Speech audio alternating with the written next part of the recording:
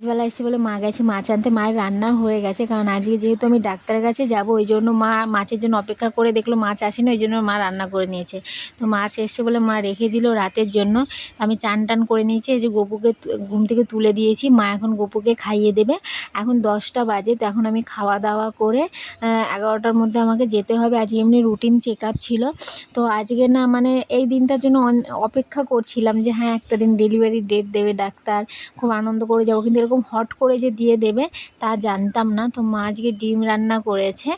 তো আমরা যাওয়ার পরে ডাক্তার হট করে বলছে আজকেই ভর্তি হয়ে যেতে হবে। তো আমার সবে 8 মাসে পড়েছে, মানে এত তাড়াতাড়ি ডেটটা চলে আসবে আর এরকমভাবে চলে আসবে কখনো ভাবিনি। মানে শোনার সঙ্গে সঙ্গে তো আমার পুরো হাত পা ঠান্ডা হয়ে যাচ্ছিলো। তো আমি ওকে সঙ্গে সঙ্গে ফোন করলাম, কারণ ও যেহেতু নেই, ডাক্তার আজকেই ভর্তি হতে বলেছিলাম। আমি ডাক্তারকে বললাম যে না আমার হাজব্যান্ড এখানে নেই, আমি কালকে হব। বললো ঠিক আছে, কালকে তাহলে 8টার মধ্যে হয়ে যেতে হবে। তো ওখান থেকে এসে আমার এতটা টেনশন হচ্ছিলো, কিচ্ছু ভালো লাগছিলো না। তো আমি ওই ঘরে শুয়েছিলাম, মানে এতটা আমার যেন কেমন হচ্ছিলো। তো আমি এই ঘরে চলে এসেছি, মা টিভি দেখছিলো বলে। আর ও বেরিয়ে পড়েছে সেই দুপুরবেলা। তো এখন 9:30 বাজে, ওর আস্তে আস্তে 10:30 বেজে যাবে। তো মা সিরিয়াল দেখছিলো, আমি এখানে বসে আছি। মানে আমার তো কিছু দেখতেই ইচ্ছে করছে না, শুধু টেনশন হচ্ছে যে কালকে সকালে কি হবে। মানে আমার হাত পা সব ঠান্ডা হয়ে আসছিলো।